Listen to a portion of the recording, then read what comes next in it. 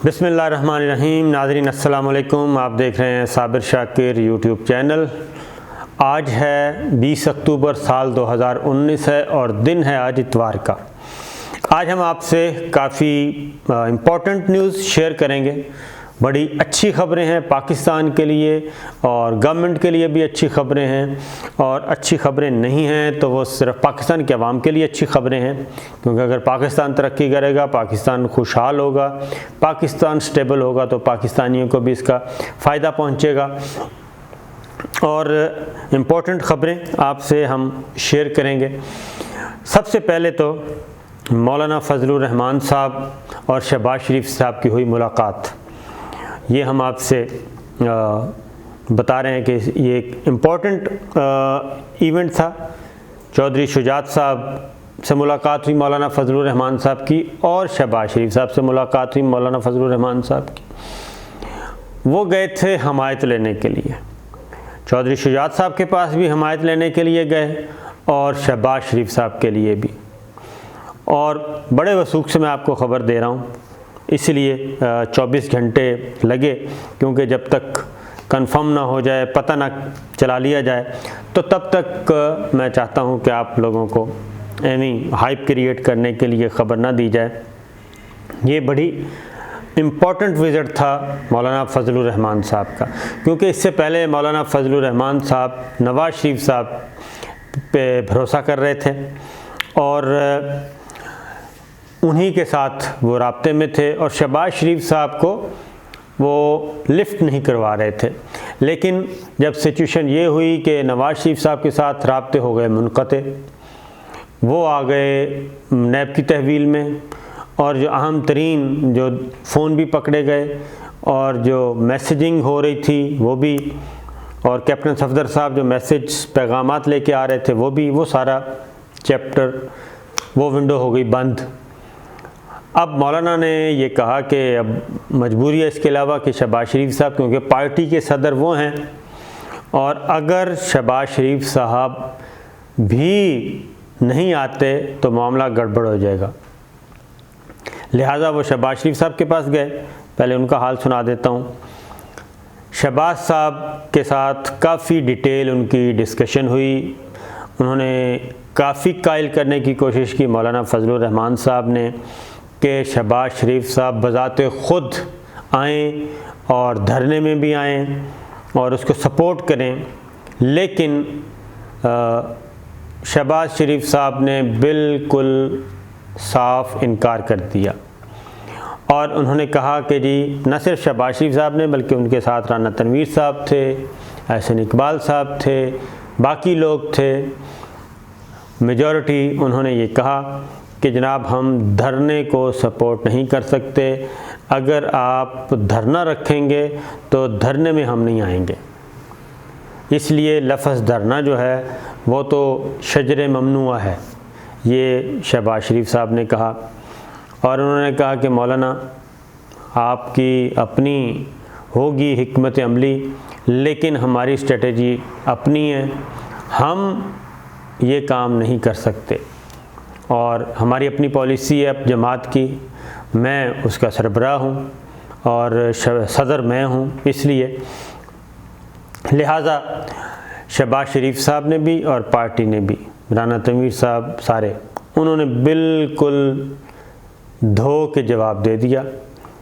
उन्होंने कहा कि ये हो सकता है कि हम आपके आज़ादी मार्च में, आपके लॉन्ग मार्च में शरीक हो जाएं और कोई जलसा वहाँ पे रखें। उसके लिए अगर आप कहें तो ये भी तजवीज़ दी कि अगर आप कहें तो फिर जलसे के लिए हम दरख्वास्त दे देते हैं। मुस्लिम लीग नवाज़ दरख्वास्त देगी, वो जलसा रख लेती है, और हम जलसे के लिए तैयार हैं। आप भी एक जलसा रखें, उसमें तकरीरें होंगी, तकरीरें करेंगे हम, और एक दिन जलसा करके अगले मुतालबात पेश करें। अगले मुतालबात क्या पेश करने हैं वो पहले से तय करें। वार्न देनी है, एक वार्निंग देनी है गवर्नमेंट को, चार्टर ऑफ डिमांड देना है, मुतालबात रखने हैं, वो उससे पहले आप तैयार करें। तमाम जितने भी पार्टीज़ इत्तफ़ाक़ करेंगी वो मुश्तरका मुतालबात होने चाहिए। ये सारी चीज़ें उन्होंने कहा हो सकता है, लेकिन धरने में हम नहीं जा सकते। लिहाजा आपने देखा कि मौलाना फजलुर रहमान साहब और शहबाज शरीफ साहब की जो गुफ्तगू हुई बाहर आके मीडिया के सामने, तो मौलाना फजलुर रहमान साहब में वो वाला जो जोश और जज्बा नहीं था, बल्कि मायूस थे, फ्रस्ट्रेशन थी उनके चेहरे पे, डिप्रेस थे काफ़ी ज़्यादा, क्योंकि वो बहुत उम्मीद के साथ गए थे शहबाज शरीफ साहब के पास उन्हें दावत देने के लिए, और उनका ख़्याल था कि जो नवाज़ शरीफ साहब ने ख़त लिखा है उसके जवाब में और जो उनको पैगाम रसानी हुई है उसके सूरत में वो कर देंगे, लेकिन शहबाज शरीफ साहब ने इनकार कर दिया।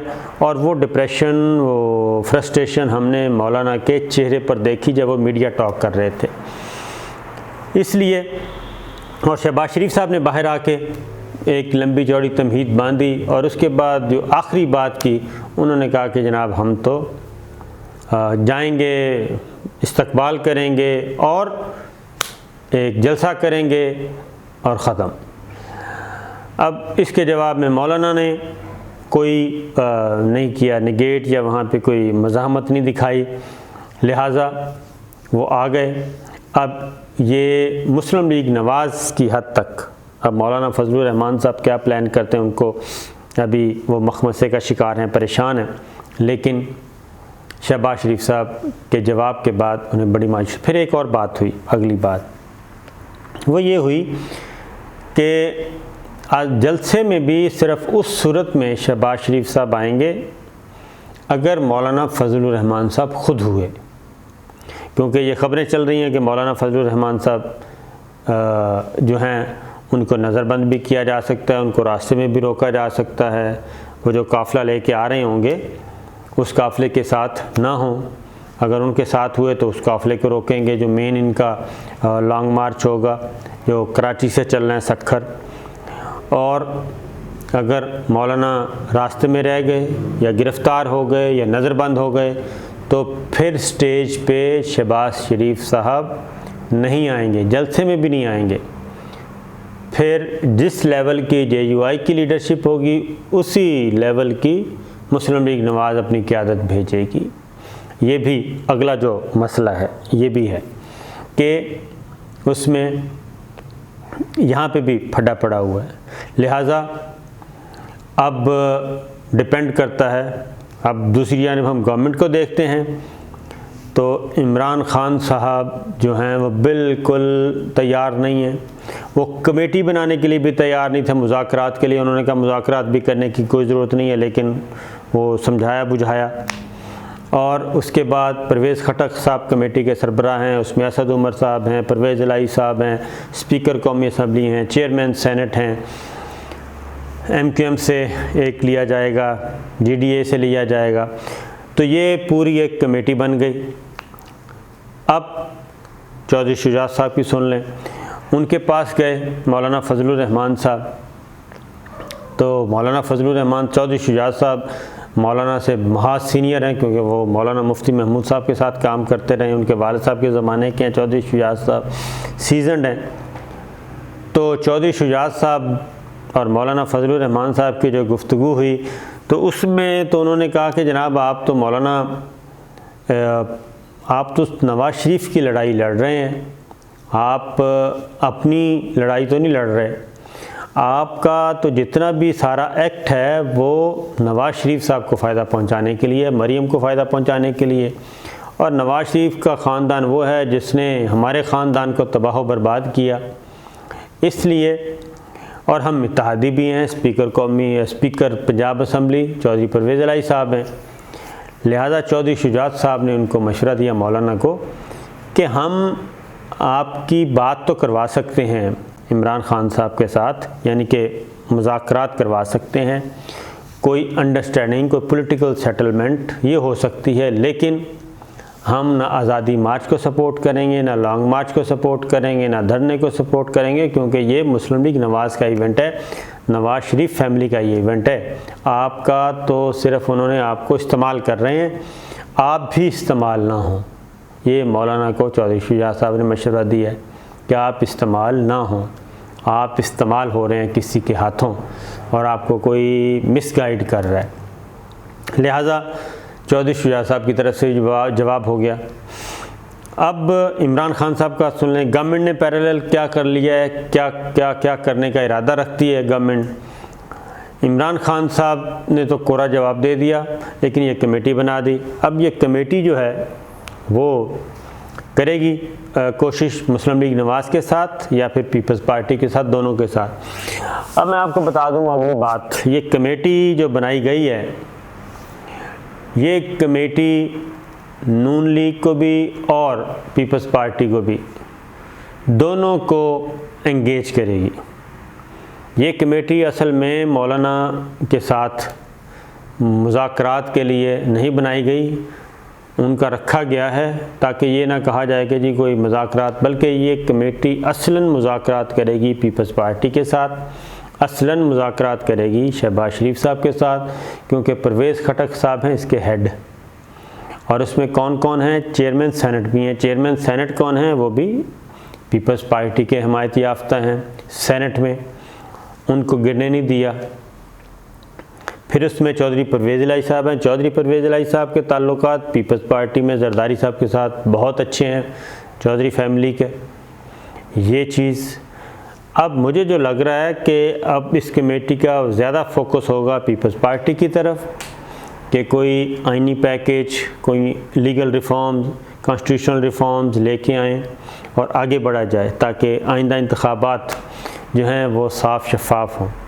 इसलिए ये चीज़ें अब इस तरफ चल पड़ेंगी और इससे फ़ायदा होगा। अब दूसरा, गवर्नमेंट ने मौलाना फजलुर रहमान साहब की जो ज़ैली तंजीम थी, वो जो फोर्स दिखाई गई थी अंसारुल इस्लाम के नाम से, उसको बैन कर रहे हैं क्योंकि आर्टिकल 256 बड़ा वाज़ेह है।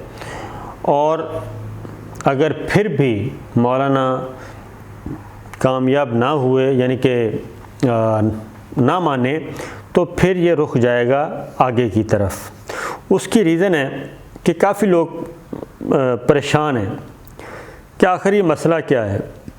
और मैं आपको एक बताता हूँ पाकिस्तान की इकॉनमी किस साइड पे जा रही है। जुलाई से सितंबर 2019 करंट अकाउंट डेफिसिट जो है वो 64% डिक्रीज़ हुआ है। करंट अकाउंट खसारा कम हुआ है 64%। ट्रेड डेफिसिट 35% कम हुआ है। एक्सपोर्ट में इजाफा हुआ है 2.8%। इसी तरीके से फिस्कल डेफिसिट में 36% कमी वाक़ई हुई है। टैक्स रेवेन्यू में 15% इजाफा हुआ है और इनलैंड रेवेन्यू में 25% इजाफा हुआ है। टैक्स फाइलर्स बढ़कर 4,46,000 हो गए हैं और फॉरेन प्राइवेट इन्वेस्टमेंट 51% इंक्रीज़ हुई है।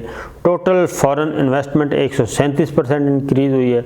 सर्कुलर डेट 64% कम हुआ है और पाकिस्तान स्टॉक एक्सचेंज 100 पॉइंट्स इजाफा हुआ है और डॉलर जो है वो आहिस्ता आहिस्ता नीचे आ रहा है, रुपया मुस्तहकम हो रहा है।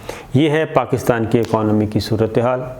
तो ख़बर ये है कि रियासत पाकिस्तान के तमाम मुक़्तदर इदारों ने यह फ़ैसला किया है कि मौलाना को खेलने नहीं दिया जाएगा।